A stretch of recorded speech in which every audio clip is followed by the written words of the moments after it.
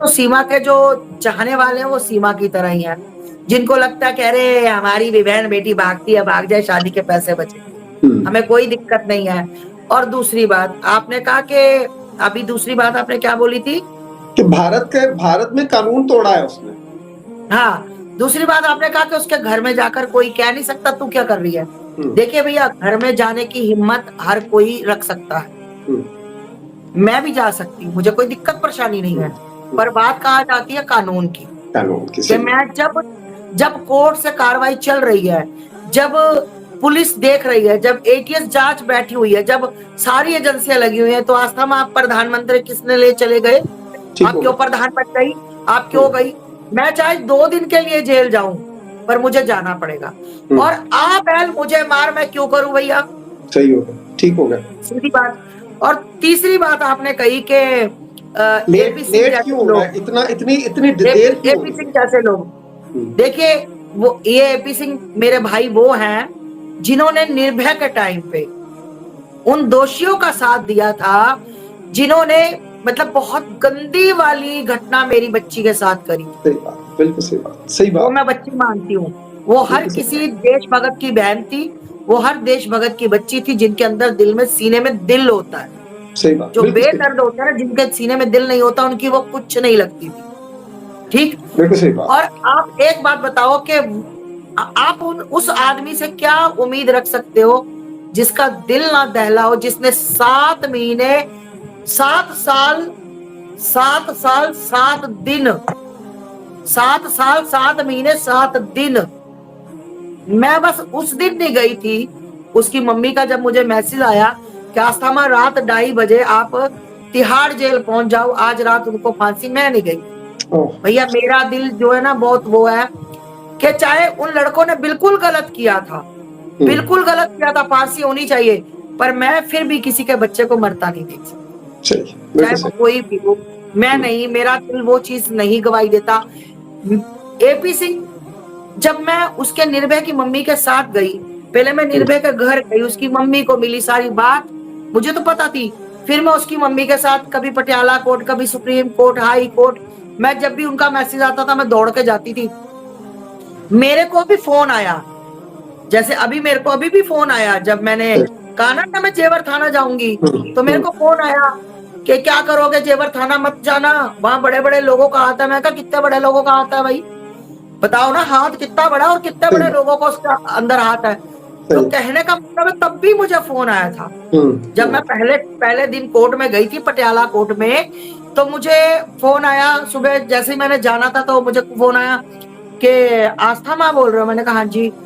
देखिए निर्भय अच्छी लड़की नहीं थी, है ना, वो पहले ऐसी थी वैसी थी, उसने बहुत गलत गलत बातें बोली, मैं सुनती रही।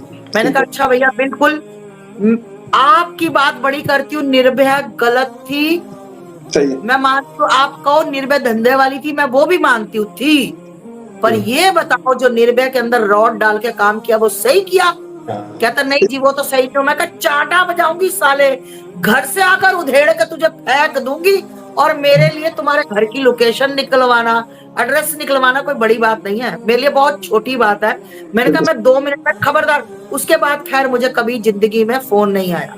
और किसने करवाया, क्यों करवाया, मुझे रोकने के लिए क्यों कहा गया?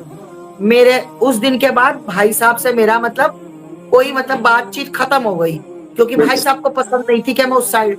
भाई मैं तो सत्य के साथ हूँ, मुझे ना तो किसी भाई को जान देनी, ना किसी भाभी को जान देनी, ना किसी बहन को जान देनी, मुझे जान देनी अपने परमात्मा को। बिल्कुल सही है, ठीक, बिल्कुल सही मुझे ऊपर वाले को जान देनी है, मेरे कर्म मैंने दुनिया को नहीं दिखाने, मैंने उसको दिखाने। बिल्कुल सही है ना।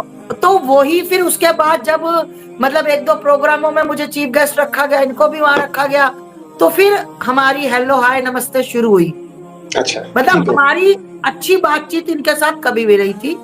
प्रोग्राम में मिलना, नमस्ते जी कैसे हो, ठीक है बस। ठीक, उसके बाद ये कांड हो गया। तो भाई साहब मैं बता दूं, इस कांड में भाई साहब ने कोई इनका पहले दिन से रोल नहीं है। जिस दिन मैं गई हूँ, जिस दिन मेरा कलेश हुआ है वहां पर, उसके बाद एक पत्रकार है चाटुकार, पत्रकार चाटुकार है, जो मतलब शायद बीच की दलाली भी खाते हैं। ठीक है। हमारे एक दो ऐसे पत्रकार हैं, मैं नाम नहीं लूंगी। तो उन्होंने कहा कि अरे भाई साहब तुरंत आ जाइए। हम्म, वहां पर तो आस्था माँ पहुंची तो उनका बहुत ज्यादा विरोध हुआ। तो एंट्री कीजिए, मतलब जैसे सुपरमैन हम्म, सुपरमैन की तरह आइए और फूल मालाओं से मैं स्वागत करवा दूंगा। मैं बोल दूंगा कि आपके लिए लड़ेंगे, आपके लिए करेंगे। वो पत्रकार भी उनके साथ, और वो हम्म। सीमा हैदर को भी रात को 2:30-3 बजे मतलब दिखाता लोगों को, ये देखो सीमा हैदर से तो सीधी बातचीत है हमारी, कैसे मिले वीडियो कॉल करती है हमसे, है ना। तो फिर वो एंट्री करवाई गई ठीक और बोला। भाई साहब ने भी बोला हम इसके वकील। बेइज्जती होगी, वकील तो निकले नहीं। सही बात हम है। इसके भाई, रिंग तुमने अपनी बना दी, भाई तो तुम निकले नहीं, है ना। सही बात। हमारी मम्मी ने श्रृंगार का सामान दिया, सीमा ने श्रृंगार का सामान रघुपुरा से खरीदा। भाई जितने तुमने झूठ बोले सब पे पानी फिर गया। सही अब बात है, तुम बिल्कुल शादी सही। में आए तो तुम्हारा मुंह उतरा हुआ था। इतना सा मुंह बन का काम, तुम शेर बन के आते थे, है ना। काम तुम काला कोट पहन के आते, गले में हार रहते थे। मतलब आप ये देखो भाई साहब, हम्म, इतना सा भी मौका कैमरे के आगे से नहीं चूकते। बिल्कुल। मतलब सीमा, जैसे सीमा सचिन खड़े हुए ना, भाई साहब तुरंत ऐसे आ गए। नहीं तो आपको पता है कि सचिन जब जब भाई साहब आते थे, सीमा के और भाई साहब के गले में हार होता था। हाँ, सीमा, मतलब एक दिन आप यकीन मानना, मैं झूठ नहीं बोल रही, ठाकुर जी हम्म, मुझे कभी माफ ना करे मैं झूठ बोलूं। अभी कुछ दिन पहले मैंने श्रावणी से बात की, मेरे को ना ऐसे लगा कि मुझे ना सीमा की चेयर की ना वो बाजू नहीं नजर आई। अच्छा, ठीक है। तो मैंने कहा बाजू सीमा के चेयर की क्यों नहीं नजर आई। मैंने फिर गौर से देखा, ओहो, बाजू कहाँ से नजर आती।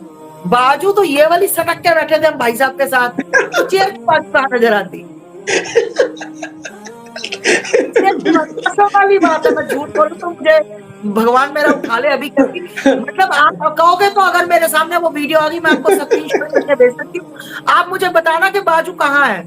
सही भाई है। साहब, एक हमारे हमारे सनातन में हम्म, भाई अपने बहनों से बहुत प्यार करते हैं और हम्म, बहनें अपने भाइयों के लिए जान भी दे देती हैं। बिल्कुल, हमारे सनातन में बिल्कुल ऐसी। आप ऐसा कोई भी मुझे रिश्ता नहीं दिखाओगे कि हम्म, जब एक सोशल मीडिया पे या एक समाज के सामने आप बैठो तो इतना ही चिपक जाओ कि एक दूसरे का डोले से डोला ऐसे से रगड़ते रहो। ऐसे हाँ, ऐसे एहसास होता रहे कि तू मेरे पास, मैं तेरे पास, तू मेरे सही पास। बात। मतलब कितनी गंदी बात है। हम भी बच्चों के साथ बैठते हैं, मेरे भी शिष्य हैं, मेरे भी भाई हैं, मेरे भी बेटे हैं, सही एक बात। सभ्यता के साथ। बिल्कुल सही बात है।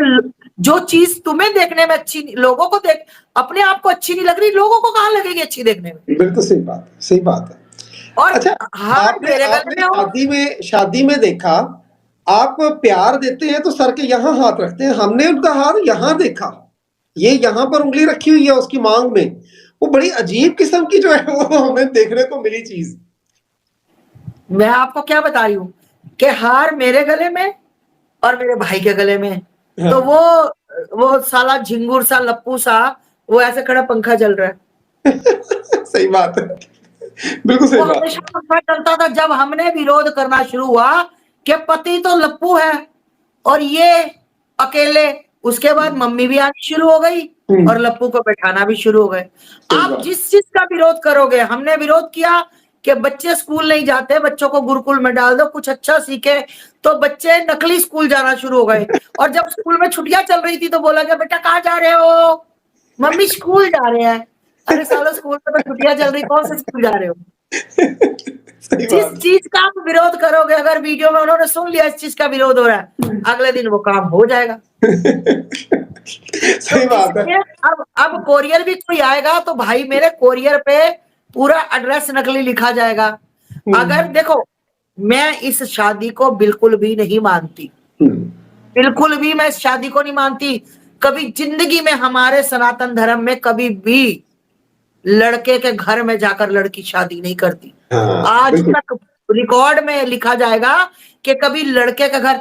अरे भैया, तुम जिस जिस 1 साल से तुम उसके घर में अपनी ऐसी तैसी कर रही हो, कई सुहाग रातें तुम मना चुकी हो, है।